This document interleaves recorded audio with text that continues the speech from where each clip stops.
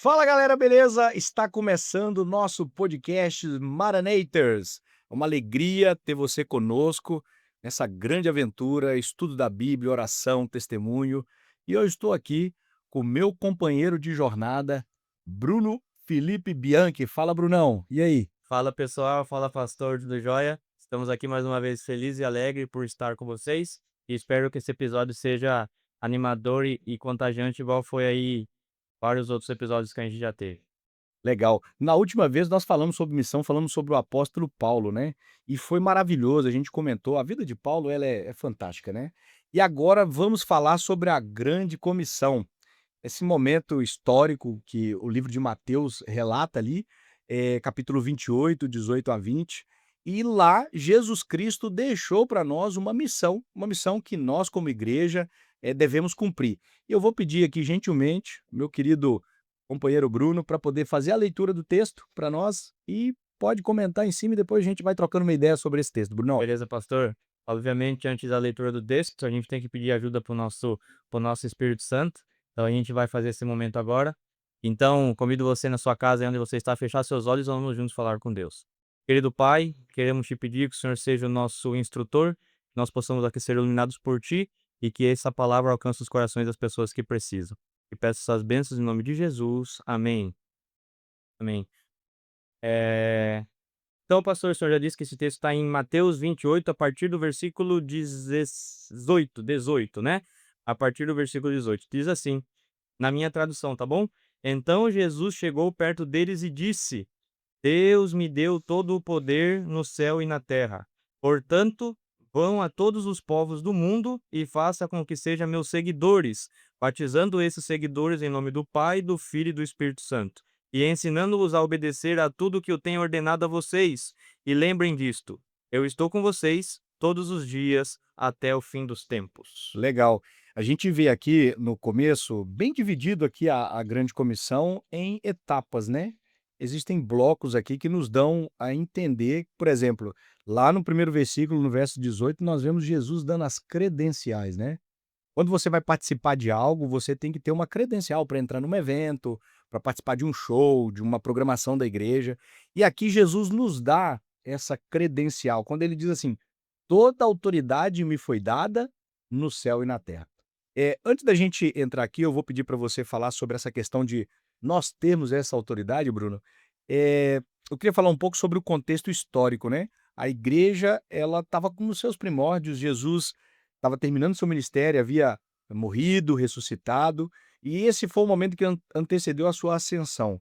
E ali os discípulos estavam preocupados, o que seria deles agora, como que eles cumpririam a missão sem o mestre, né. Imagina esse momento de despedida, Que angústia, né? de angústia que eles viveram. E aí Jesus ele fala: "Olha, não é momento de chorar nem de se lamentar, porque nós temos uma missão a cumprir". E isso nos chama a atenção e Jesus deixou bem claro o que ele esperava dos discípulos e o que ele espera de nós, né. Quando nós lemos aqui sobre essa autoridade que Jesus nos deu, Bruno, queria que você falasse um pouco sobre isso. O fato porque às vezes o jovem pode estar nos ouvindo pensando: "Ah, mas eu sou só um jovem, estou estudando, estou fazendo faculdade ainda, nunca fui ancião de igreja, nunca preguei lá na frente. Como que eu vou cumprir a missão se eu não tenho essa credencial, se eu não tenho essa bagagem, né?"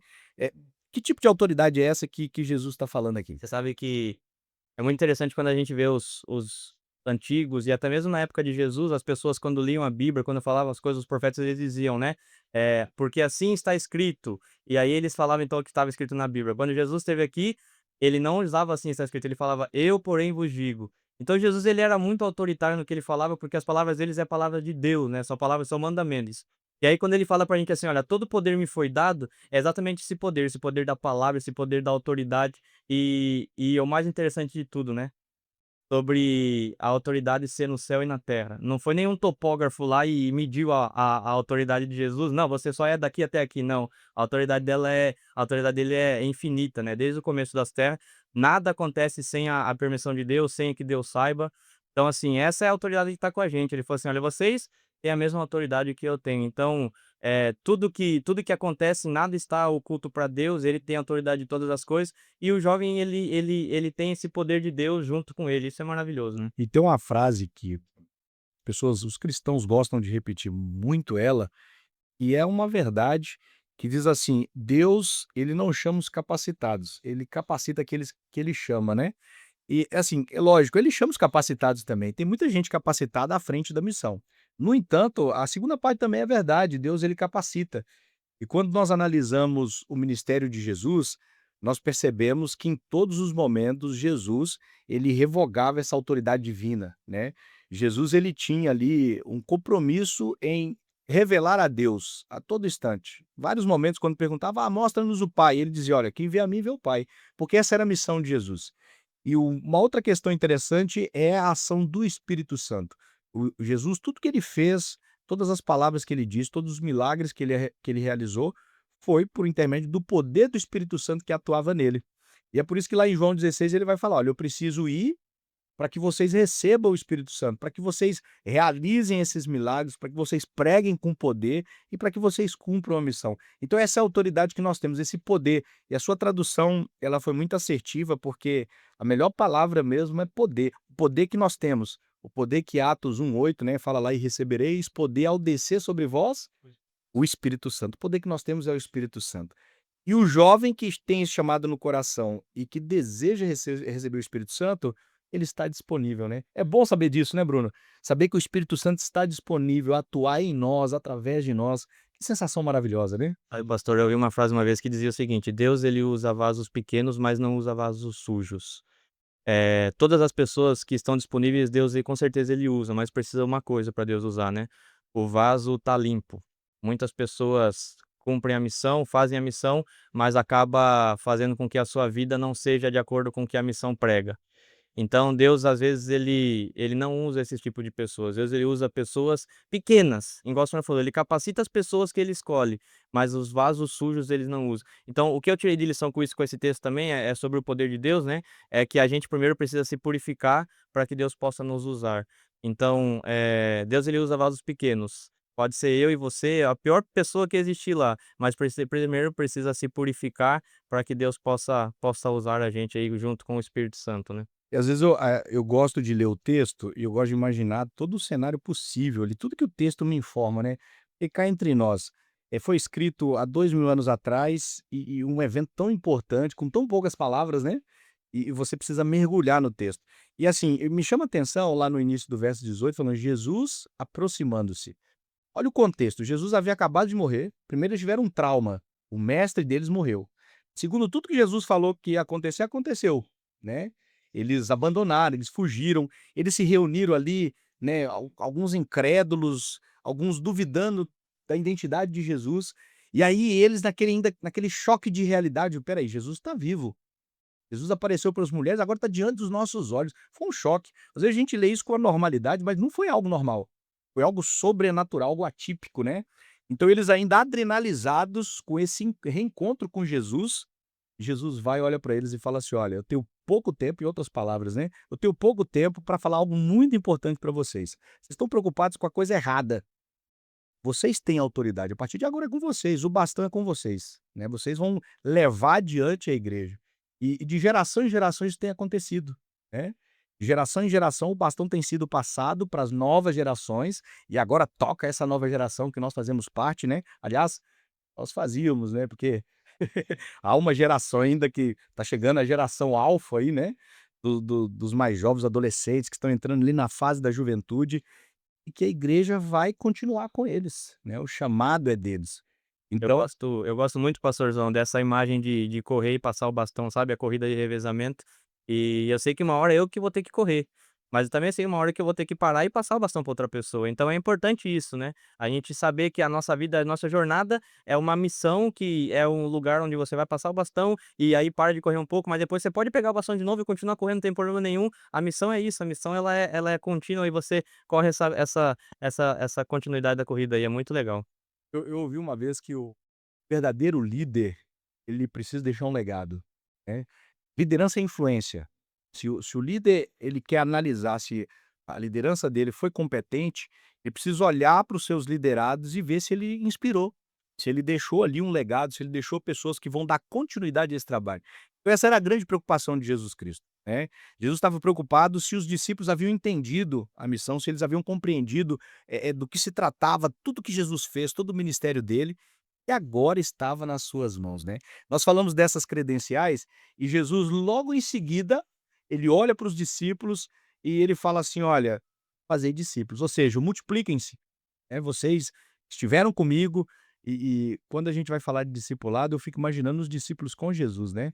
Cara, eles caminharam com Jesus 3 anos e meio, dormiram ali, acompanharam tudo que Jesus falou, conviveram com Jesus, viu Jesus pregar e viu Jesus viver o que pregava, né.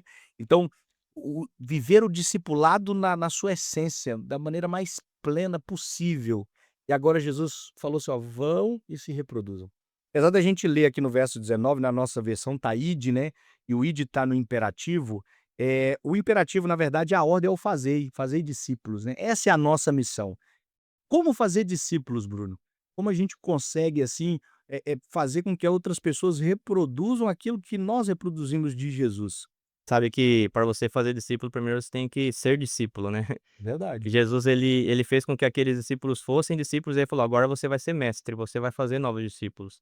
Então para a gente ser mestre, a gente precisa ser discípulo primeiro. Então primeiro de tudo, para a gente fazer discípulo, a gente tem que conhecer o nosso mestre, isso é extremamente importante. É por isso que é importante o estudo da Bíblia, a oração, que é a conversa com Deus, isso é muito importante para a gente conhecer o nosso mestre. Aí a partir do momento que a gente conhece o nosso mestre, aí agora a gente se torna um mestre e fala assim: "Olha, agora eu vou discipular outra pessoa". E aí a corrida, né, com o bastão também é feita neste ponto aqui. Eu sou mestre, faço discípulos, aí esse discípulo se torna mestre, faz outros discípulos, e esse discípulo se torna mestre, faz outros discípulos, e essa cadeia que nunca tem fim, né. É muito importante isso. Então, para a gente fazer discípulos, para a gente ser mestre, a gente precisa primeiro conhecer o nosso mestre maior, que é Jesus Cristo, através do estudo da sua palavra, da oração e todas as coisas que agregam a teologia, né. Tocou num ponto muito importante que, de fato, é possível você dar aquilo que não tem, né. Como que você vai falar de Jesus se você não convive com Jesus? Como você vai falar da Bíblia se você não lê a Bíblia, né? É impossível. E eu acho que, analisando, assim, o nosso cenário atual, eu acho que o jovem lá fora, pensando como um cético, né, como, os jovens contemporâneos, eles ficam pensando assim: "Olha, o cristianismo, o grande desmazelo do cristianismo é a incoerência entre o discurso e a prática", né. Porque o discurso ele é maravilhoso, se você pegar a essência do que nós cremos, do que a Bíblia ensina, né, todos os conceitos morais, todos os valores, princípios, são maravilhosos e indiscutíveis, né. O poder que a Bíblia tem de transformar pessoas é algo indiscutível. Quantos testemunhos, quantas histórias lindas a gente tem. Agora, quando a gente vê um cristão, né, não agindo como um cristão, isso é a maior antipropaganda que se pode ser feita, né. Então você falou uma coisa muito importante que discipulado tem que ver também com fidelidade. Você ser fiel. Eu me recordo aqui que a pessoa que deu estudo bíblico para mim, o irmão Anael, é uma pessoa muito fiel. E eu aprendi mais vendo ele fazer do que ele falando, porque ele era uma pessoa que não tinha muito estudo, tinha até uma dificuldade de se expressar, mas ele vivia de fato aquilo que ele pregava. Então aquilo para mim, tocava profundamente meu coração. Eu percebi que você gosta muito de frases, né? Eu gosto, eu sou fraseiro, ferveiro. E tem uma frase que fala assim: "O discurso pode até convencer, mas a prática, o exemplo arrasta uma multidão". E é uma verdade, né. Quando nós seguimos aquilo que nós acreditamos de fato, a gente arrasta uma multidão através da influência. E Jesus fez isso, né, Bruno? 2 coisas, né, tem uma frase que diz assim: "Se pregue a todo momento, se preciso fale", né. Às vezes a gente não precisa falar para fazer discípulos, igual o senhor disse, as nossas próprias atitudes elas têm esse poder. E o nosso testemunho, a nossa vida como cristão é como se fosse um avião, e esse avião tem 2 asas, a asas das palavras e a asa das ações. Se a gente tira uma dessas asas, o avião cai. Então não adianta nada eu falar que eu sou discípulo de Jesus, que eu sou mestre e faço discípulos de Jesus, se as minhas ações elas não existem, né, se as minhas ações não provam isso que eu estou dizendo. Então, Paulo escreve, né, você é uma carta aberta que todas as pessoas vão ler, e o título da nossa carta tem que bater com o que está escrito na nossa carta. Então eu sou um fazedor de discípulo, eu sou um mestre que faz discípulos, o meu conteúdo tem que estar de acordo com esse título, né. E fica aí a pergunta para você, jovem, o título da tua carta é cristão, fazedor de discípulos, mestre de Jesus. mas o conteúdo que está nessa carta tem a ver com o título, que você possa deixar a sua vida, né, pastorzão, a vida do jovem aí, para que o título seja de acordo com o conteúdo da carta, né. Cara, e louvado seja Deus, porque o jovem adventista, ele tem essa preocupação com a missão, né. Você vê Muito. que a igreja desenvolve tantos projetos, um deles, por exemplo, que é muito conhecido, que é a Missão Caleb, conhecido mundialmente, né, hoje é um projeto mundial. Mundial. Eu tenho a alegria de conhecer um dos fundadores da Missão Caleb, lá da cidade da minha esposa, o Leonardo, e tudo começou no coração dele, né, começou no coração dele, mais 2 amigas, um dia ele resolveu dizimar o tempo dele para Deus. Ele calculou o ano tem 365 dias, ele falou: "Vou dar 10% desses dias para missão". Eles foram para uma cidade, plantaram uma igreja nessa cidade, batizaram dezenas de pessoas e deixaram uma igreja ali, né. Ficaram ali mais de um mês trabalhando para que pessoas conhecessem a Jesus. E hoje, a gente vê na Missão Caleb como que expandiu, né, como que pegaram a ideia, e a ideia se transformou, em projetos sociais, a gente vê distribuição de roupas, alimentos, medicamentos, ah, Isso, plano praça. limpando praça, reformando escola, ou seja, ganhou uma dimensão gigantesca, né. Não só Missão Caleb, é um dos exemplos das inúmeras ações que o jovem adventista está inserido. Então a gente percebe que quando há esse legado, né, de você dar oportunidade para aqueles que estão chegando, de influenciar, de fazer para que isso seja exemplo para os mais novos, a coisa vai acontecendo e Deus ele vai conduzindo a obra dele, né. A importância de a gente ter jovens ativos, que testemunham e que trabalham na causa de Deus, né. É bonito ver isso, E né. peguem um bastão e corra a corrida, né, pastorzão, isso é uma benção. A gente precisa desse tipo de jovens. Você já vivenciou, lógico, você participou aí da One Missão, Missão Caleb, várias delas. Um exemplo prático de alguém que, cara, era experiente, influenciou alguém que não tinha tanta experiência, e você viu isso acontecer, e aquela pessoa que chegou ali, talvez sem bagagem, sem conhecimento, se tornar alguém ativo na missão? Olha, eu participei de um projeto muito legal, pastor, da nossa igreja, que chama Caleb Escola. E ele aconteceu aqui em 2015 e 2016. É um projeto que treinava líderes de Caleb. Então a gente estava lá na primeira edição, acho que teve 40 pessoas, eu participei da segunda edição, teve também aproximadamente 40 pessoas. Então pegaram jovens de várias igrejas aqui da nossa associação e se reuniu lá no centro de treinamento. E aí o nosso querido pastor, o pastor de jovem na época, o pastor Péricles, ele passou 15 dias com a gente. E eu admiro muito esse pastor, ele ensinou pra gente muitas coisas, né. Então, a gente ficou lá 15 dias em treinamento para se tornar líder da Missão Caleb. Veio pastores da divisão sul-americana, Que legal. muitos pastores missionários falando pra gente como construir igreja, como evangelizar e tal, então foi, assim, um momento muito legal da nossa história, e eu tenho certeza que todos os jovens que saíram de lá, saíram motivados para fazer missão, mesmo sendo vasos pequenininhos, eles ainda conseguiram, sair de lá motivados e empenhados na missão. Então esse episódio da minha vida ficou na história como marco zero da missão pra mim. Foi aí que eu comecei a realmente fazer missão e gostar da missão, sabe. Um abraço, meu amigo Péricles, que Deus te abençoe aí, nessa missão aí na União Nordeste, nossa querida União Nordeste, Deus continue te conduzindo. E por falar em missão, no versículo 19, Jesus fala assim, ó: "Batizando-os em nome do Pai, do Filho e do Espírito Santo", né. Então existe um método, aliás, tem uma missão, né, e a missão é batizar. A igreja tem um tabu muito grande com relação a batizar, né, até porque a gente vê uma grande apostasia, as pessoas se decidem, mas com o passar do tempo, muitos acabam saindo, ficando pelo caminho. Mas as pessoas se esquecem que, como está escrito lá em Marcos 16, versículo 16, quem crer e for batizado será salvo. O primeiro passo é crer, e aqui é o mais difícil, né, Bruno? Imagine só, você tem uma filosofia de vida, você tem uma maneira de encarar o mundo, de tomar suas decisões, né? Às vezes recebeu de herança dos seus pais a sua crença, e de repente você tem um encontro com a palavra. A palavra de Deus também diz, João 8,32: "Conhecereis a verdade, e a verdade vos libertará". Você se liberta daquela cultura, daquela maneira de ver o mundo, daquela filosofia de vida, e agora tem uma mudança radical. Não é fácil, é um processo, demorado e ao mesmo tempo de sacrifício e renúncia, né, dolorido, muita renúncia. Então, após isso acontecer, da pessoa crer, tomar a decisão de seguir a Jesus, de aceitar Jesus como Salvador e ser batizado em nome do Pai, do Filho e do Espírito Santo, aí vem o método que Jesus nos ensina, que é ensinando-os a guardar tudo o que tenho. ordenado.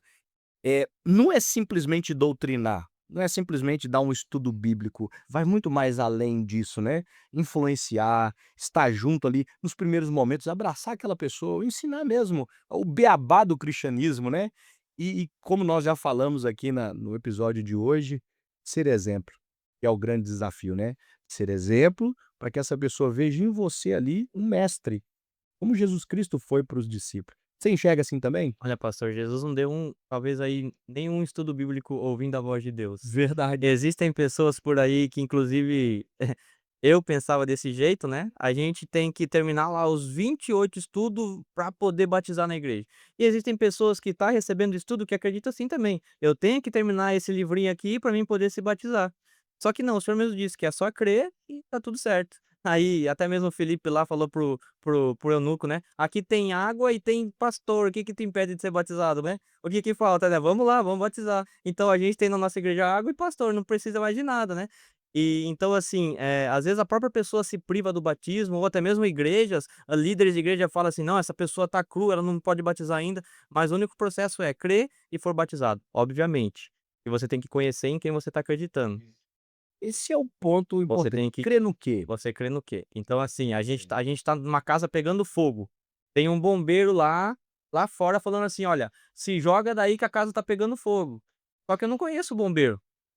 Não, eu não vou me jogar. Ele não tá uniformizado, ele não tá com a característica de bombeiro, eu não vou me jogar, eu não sou doido. Agora se o camarada tá com capacete, tá com as coisas de bombeiro e tal, eu vou falar assim: "Poxa, esse cara é um bombeiro, então assim, agora eu me jogo lá e ele vai me pegar". Então, crer, a gente precisa conhecer pra se jogar, entendeu? Então a gente precisa obviamente não tá cru, mas também não tá 100%, que ninguém batiza 100% e esse não é o processo verdadeiro que a Bíblia fala, né. É isso mesmo. Então, assim, o método que Jesus nos ensina, após, né, para o cumprimento da missão, é ensinar mesmo a guardar tudo que ele nos ensinou. E, como você já falou muito bem, não é simplesmente dar o estudo bíblico e doutrinar, né? É você influenciar, é você ajudar aquela pessoa no dia a dia, a pôr em prática aquilo que ela aprendeu. A irmã White, a profetisa do Senhor, ela diz o seguinte: unicamente o método de Cristo é eficaz na pregação do evangelho. Jesus se misturava com as pessoas, Jesus sanava a necessidade das pessoas, Jesus ganhava a confiança das pessoas para depois Jesus dizer: "Siga-me". Ou seja, nós precisamos nos misturar com as pessoas, precisamos mostrar para as pessoas que nós amamos elas de verdade e queremos o bem delas. Eu me lembro que quando eu comportava, e para quem não está familiarizado com a palavra comportar, a Igreja Adventista do Sétimo Dia tem um projeto para jovens que querem estudar, na faculdade adventista ou em qualquer outra faculdade, que é o trabalho da comportagem, onde você vende livros, né, falando sobre família, saúde, livros religiosos, e com esse recurso o aluno paga, né, ele tira o seu estipêndio, é para pagar a faculdade, né. Porque até um desafio de trazer aqui o pastor Emerson Bichilhari, nosso líder de comportagem, para vir um dia falar sobre comportagem, né, que é Muito missão também, bem, né, muita missão. missão. Eu me lembro que, eu conseguia ter mais efetividade na venda do livro, quando de fato eu me preocupava com a necessidade das pessoas. Quando eu ia no foco só de vender o livro, preocupado com o que eu estava devendo, o que eu precisava pagar os meus estudos, eu não tinha tanta efetividade. Agora, quando eu entendia qual que era a necessidade daquela família, que eu me preocupava sinceramente, era um negócio, assim, de Deus mesmo, sabe. As coisas fluíam, a pessoa o Espírito Santo tocava no coração das pessoas e as pessoas adquiriam os materiais. E era a maneira de eu pregar, deixar ali a literatura e a literatura por si só falava e influenciava as pessoas. Então, esse método de Jesus nos diz muito. Você enxerga assim também, Bruno? Pastor, existe um ministério muito legal da nossa igreja que chama ASA. A ASA ela faz essa ponte de cuidar das pessoas, de fazer com que pessoas sejam salvas. Muitas pessoas passam fome, a ASA tá junto lá salvando, porque se não fosse talvez aí o método de Cristo, a gente faria assim: "Olha, meu irmão, você tá com fome? Eu vou orar por você, Deus te abençoe, mas você precisa conhecer Jesus", mas a pessoa não consegue com fome. Então, é muito interessante isso, né, Jesus ele sempre saciava as necessidades das pessoas. O camarada não conseguia andar, ele ia lá e curava o camarada não conseguia ver, ele ia lá e curava esse cidadão. Então, assim, sempre ele estava lá buscando saciar necessidades. E aí depois a pessoa automaticamente falava assim: "Nossa, eu quero seguir esse camarada, eu quero seguir essa pessoa", né. E aí Jesus fala: "Então venha, já que você agora tá querendo, agora você vem". Agora tem pessoas que não querem seguir Jesus, mesmo assim as pessoas obrigam ela sem saciar as necessidades, sem fazer com que as coisas que elas precisam sejam atendidas. Então, assim, é um puxão de orelha pra gente o método de Jesus, né. É um grande puxão de orelha pra gente, então que E a o gente possa seguir isso. e o evangelho prático é isso, né, se a gente for observar, Jesus ele não nos questiona sobre quantos estudos bíblicos nós vamos dar, quantas semanas de oração vamos fazer, quantas campanhas evangelísticas, apesar de tudo isso é importante, né, mas ele vai perguntar para nós se nós alimentamos quem estava com fome, se nós demos agasalho para quem tinha frio, se a gente foi visitar quem estava preso, ou seja, se cuidamos dos órfãos, das viúvas, se o nosso evangelho foi prático ao ponto de eu amar de fato o meu próximo. A grande preocupação de Jesus era: ame o seu próximo. Cuide da pessoa, amenize a dor dela, tenha empatia, sinta a dor, porque, queridos, o que Jesus fez foi exatamente isso, né.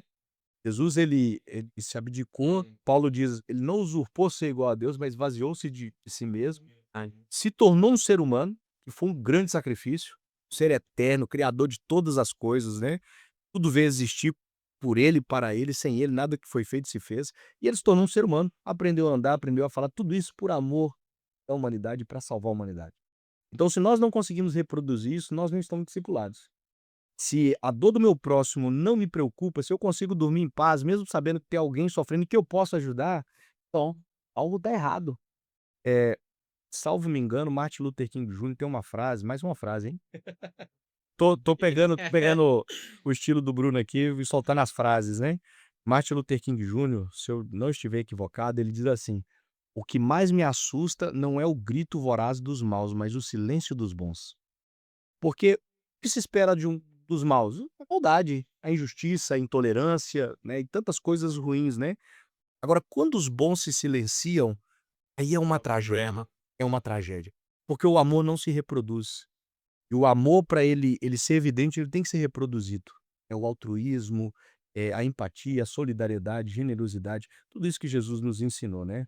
Tem uma frase que diz: "Quem ama demonstra", né. É Então é isso. exatamente isso, se Deus pediu pra gente: "Olha, ama essas pessoas", a gente tem que demonstrar. E aí a gente cuida, a gente faz as missões, e é muito legal isso, pastor. Às vezes a gente acha e inclusive um abraço aí para o nosso ouvinte que foi falar comigo lá e ele falou essa frase e eu peguei pra minha vida, ele falou assim: "Olha, Bruno, a missão ela não é um evento". A gente tá falando aqui, né, você já foi pra Missão Caleb, já foi para o Ano em Missão, já foi pra vários eventos, mas assim, a missão ela não é um evento, a missão não acaba na Missão Caleb lá em janeiro ou em julho, seja lá quando for feito, ela não é um evento, sabe. A missão ela é um estilo de vida. E Deus ele falou assim: "Olha, ame essa pessoa". Só que daí não, eu só vou amar quando eu tô vestido com a camiseta da Missão Caleb. Eu só vou amar quando eu tô vestido com a camiseta do Maranata. Quando não tô, aí meu irmão, aí eu não sou missionário, sabe. Então assim, a gente tem que tomar muito cuidado com isso, porque a missão ela é um estilo de vida. Nós vivemos da missão e vivemos pela missão. Então, já dizia Ellen White, né: "Todo cristão nasce no reino de Deus como um missionário". Então se a gente não for missionário, tem alguma coisa errada com a gente. Talvez a gente ainda não tenha nascido no reino de Deus. Então é muito pesado isso e muito importante a gente focar nisso, né. E o Jesus termina aqui no verso 20, e a última frase ele diz assim: "Eis que eu estou convosco todos os dias até a consumação do século." Ou seja, nós não estamos sozinhos, né. Ser discípulo é reproduzir o amor, tudo que Jesus fez, é ser Jesus para as pessoas. Se a gente pudesse resumir, ser Jesus para as pessoas. O apóstolo Paulo, ele falava assim: "Sede meus imitadores, como eu sou de Cristo." Não é arrogância que é porque ele fazia exatamente o que Cristo fazia. Imitando Paulo, você está imitando Cristo. Então imitando o Bruno, tem que estar imitando Cristo, porque o Bruno é Jesus para as pessoas. Cópia, né. Eu quero terminar e depois eu vou te dar a oportunidade de fazer as últimas considerações, eu orar finalizando esse episódio. Eu me lembro de um fato que aconteceu comigo, eu conto isso nos meus sermões, que mexeu muito comigo. Estava saindo de Campinas, da Associação Paulista Central, estava fazendo evangelismo em Araras, e eu estava levando uma quantidade de dinheiro que era para comprar brindes para uma série evangelística que eu estava fazendo em Araras. Foi em 2016. Eu me lembro que estava um dia, assim, meio chuvoso, e eu saía da associação andando, indo até a rodoviária. E era no finalzinho da tarde, e próximo da rodoviária fica muitos pedintes ali, mendigos, e tem muito assalto naquela é uma região perigosa. E eu com uma quantidade considerável de dinheiro para comprar brindes, né, e preocupado. E quando eu cheguei ali, próximo da Estação Cultura, quem é de Campinas conhece a região ali, veio um camarada, ele estava do outro lado da rua, ele atravessou correndo, assim, na minha direção. Cara, ele tinha um cabelo, assim, um dread, sabe, cheio de miçanga, umas frases, assim, de impacto escrito na roupa, calça rasgada, coturno, todo tatuado. Eu olhei assim, cara, falei: Deu ruim. "Essa aí deu ruim, cara, vai me assaltar". Foi a primeira coisa. Assim, assustado, né, porque foi de imediato e ele veio correndo rápido na minha direção. Ele tinha uma sacola preta com a mão dentro da sacola. Aí eu já pensei mil coisas, né. E aí ele veio se aproximando de mim, eu parei, esperei o assalto, eu falei: "Não vou reagir, porque eu não quero morrer também, né". Pensei mil coisas. Cara, ele se abaixou, ele puxou uma lona, isso foi real, isso aconteceu comigo. Ele puxou uma lona, tinha uma mulher sentada, com as 2 pernas amputadas, uma coinha de esmola, com algumas moedas ali. E aí ele tirou a sacola e tinha uma eu me lembro, assim, com tanta precisão, que a marmita tinha uma marmita dentro da sacola, ele estava protegendo da chuva. Eu vi até a fumacinha de tá quente, sabe. E aí ele entregou pra ela e falou assim: "Querida, Deus te abençoe". Puxou a lona de novo e tampou ela. Cara, aquilo deu um nó na minha garganta, porque eu fiquei pensando comigo: "Cara, quem foi Jesus pra ela ali?". Você Eu sou pastor, sou teólogo, estava indo pra missão, pra pregar o evangelho, só que o evangelho foi pregado ali. Um evangelho prático de amor, de altruísmo, de preocupação com alguém que pra mim era invisível. E aí fica a reflexão, quantas pessoas são invisíveis pra nós, né. Nós que conhecemos a verdade, que amamos as pessoas, o silêncio dos bons é quando a gente não enxerga quem tá necessitado, e aquele dia eu não enxerguei. Então eu fui pra pregar, eu preguei aquela noite, mas eu fiz a viagem 1 hora e pouquinho de Campinas até Araras repensando meu cristianismo. E aquela mulher foi invisível pra mim. Será que eu estou conseguindo ter a percepção de quem está ao meu redor necessitando da palavra, necessitando do alimento, não só físico, mas o espiritual? Eu creio que quando a gente, convive com Jesus, a gente tem essa percepção do mundo que está ao nosso redor. Uma música do Trio Iglesias que eu gosto muito diz o seguinte, né: "Tá vendo aquela criança ali no farol? Sou eu", né. Então Jesus ele se apresenta pra gente através de várias pessoas e cabe a gente saber com quem a gente tá lidando e saber também como lidar com essas pessoas. O senhor contou essa história aí, me veio uma também na minha cabeça, só que daí agora foi a parte boa, né. Eu estava com dinheiro contado pra pagar a conta da minha casa lá e jogar um futebol no sábado à noite. Eu falei assim: "Ó, esse dinheiro vai dar certinho pra mim fazer isso e deu tudo certo". E eu indo em direção à loja lá que eu ia pagar, tinha uma moça, e ela falou: "Moço, por favor, compra alguma coisa pra mim". E eu falei assim: "Tá, então eu vou fazer o seguinte, não vou mais no futebol amanhã, eu vou comprar aqui as coisas pra mulher". Entrei no supermercado lá, comprei um café da manhã pra ela, um pão, um leite e um achocolatado, e manteiga, que eu gastei eu acho que R$ 14. Olha, faz tempo, né, porque esses aí você não consegue comprar nem com R$ 50 mais. E aí eu fui lá, comprei pra ela e dei pra ela, falei: "Ó, tá aqui seu lanche". E aí, eu continuei indo no sentido da loja pra pagar a conta, e aí, quem que estava lá na esquina? A mulher que tinha pedido as coisas pra mim. Eu olhei assim e ela falou assim: "Moço, você não vai me dar as coisas que você falou que ia me dar?". Eu olhei pra trás, tinha ajudado a mulher errada. Eu tinha dado os alimentos pra pessoa que estava lá e a mulher que pediu não era a mesma. E eu falei assim: "Calma aí, eu vou lá e eu vou pegar as coisas com a mulher, eu vou te trazer aqui". Ela falou assim: "Não moço, pelo amor de Deus, vai causar muita confusão, deixa lá com ela e tá tudo bem". Aí aquilo me cortou o coração, eu falei assim: "Quer saber de uma coisa?". Aí eu voltei lá no supermercado e falei: "Ó, agora você fica aqui paradinha, não sai daqui".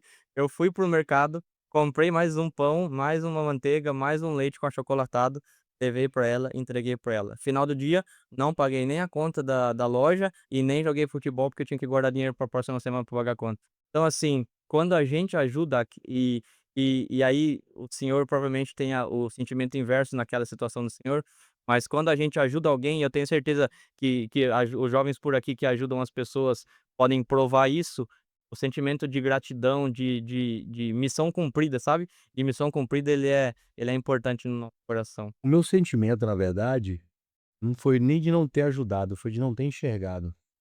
A grande preocupação não é com quem a gente enxerga, é com quem passa invisível aos nossos olhos. Eu acho que esse é o grande problema, porque geralmente a gente tem, assim, um estereótipo de pessoas que necessitam de ajuda. Só que existem pessoas que necessitam de ajudas ainda muito mais profundas, mas que nós não conseguimos perceber. Sem Cristo, sem o Espírito Santo, é impossível ter essa percepção.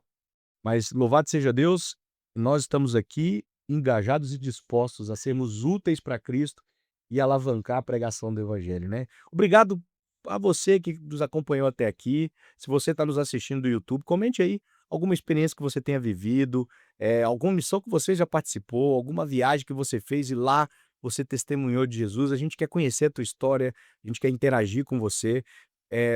Esse podcast também está nas plataformas TikTok, Spotify. A gente está expandindo aí, né, Bruno? Aos poucos, vamos dominando aí Todo mundo e pregar o evangelho. pregar o Faz todo evangelho. Então, sentido. coloca na prática, nas mídias sociais.